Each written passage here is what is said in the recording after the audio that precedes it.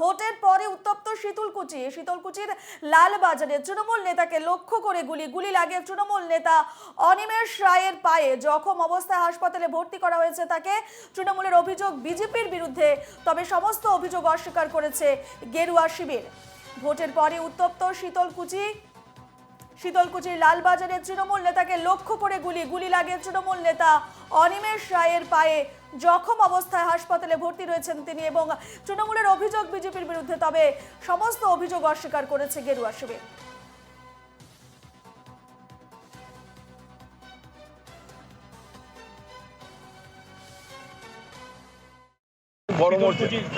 বড় মোর্চার থেকে বাড়ি যেতেছিল, তখন রাতের অন্ধকারে দুষ্কৃতীদের গুলি করছে। উনি স্কুটারের পিছনে ছিল, গুলি করছে। আমার মনে হয় এই দুষ্কৃতকারীরা এই বিজবির মদতপুষ্ট কিছু হবে। ওই এলাকাতে বিজিবি আছে, এদের মদতপুষ্ট কেউ হবে। মানে এটা কখন হয়েছে, কিভাবে? রাত্রিবেলা আছে। এ নিয়ে আমরা বিস্তারিত জানবো। সরাসরি রয়েছেন আমাদের প্রতিনিধি অমিত সরকার। অমিত, ঘটনার বিষয়ে জানতে চাইবো, কি হয়েছিল কাল রাতে, কিভাবে ঘটলো এই ঘটনা? যেমনটা জানা যাচ্ছে যে তৃণমূল নেতা অনিমেষ রায়ের পায়ে গুলি লেগেছে। একদমই রূপা, দেখো তোমাকে জানিয়ে রেখি যে ভোটের পর কিন্তু আবারও উত্তপ্ত হটলো কোচবিহারের শীতলকুচি এলাকা।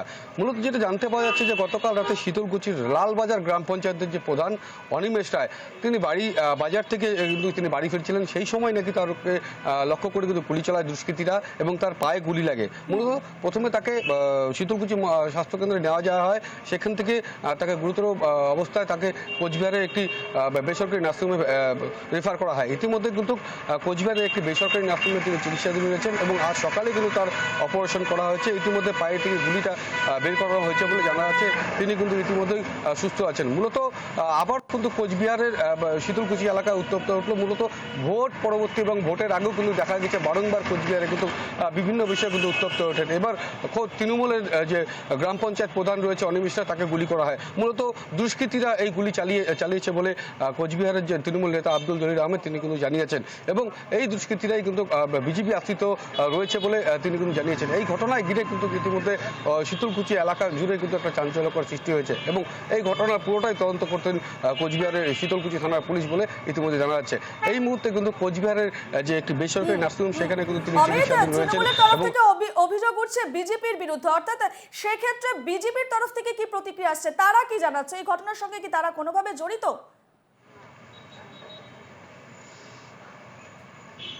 একদমই, দেখো বিজেপির সাথে কিন্তু ইতিমধ্যে যেটা যোগাযোগ করা সম্ভব হয়েছে। মূলত তাদের জানতে পাওয়া হয়েছে যে এই ঘটনা কিন্তু পুরোটাই কিন্তু মিথ্যা অভিযোগ তাদের উপর দায়ী করা হয়েছে বলে জানা যাচ্ছে।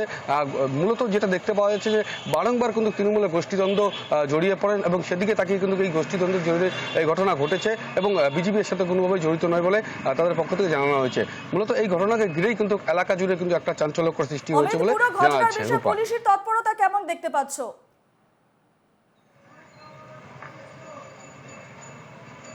দেখো গতকাল রাতে খবর পাওয়ার পরে কিন্তু যেটা শুনতে পাওয়া যাচ্ছে যে পুলিশ সূত্রে যে সেখানে ঘটনাস্থলে কিন্তু পুলিশ যায় এবং পুরো বিষয়টা কিন্তু তারা খতিয়ে দেখার চেষ্টা করছেন। কিভাবে হলো বা কারা করলো, কারা এই দুষ্কৃতি বা কি বিষয়, পুরোটাই কিন্তু তারা কিন্তু ইতিমধ্যে খতিয়ে দেখার চেষ্টা করছে বলে জানা যাচ্ছে। রূপা, এক্ষেত্রে একটা প্রশ্ন হচ্ছে যে আগ্নেয়াস্ত্র অর্থাৎ গুলি করা হয়েছে, আগ্নেয়াস্ত্র কোথা থেকে আসছে? ভোট পরবর্তী হিংসা, সেক্ষেত্রে প্রশাসনের তরফ থেকে কি জানাচ্ছে বা নিরাপত্তার দিকটা কিভাবে দেখা হচ্ছে সেখানে?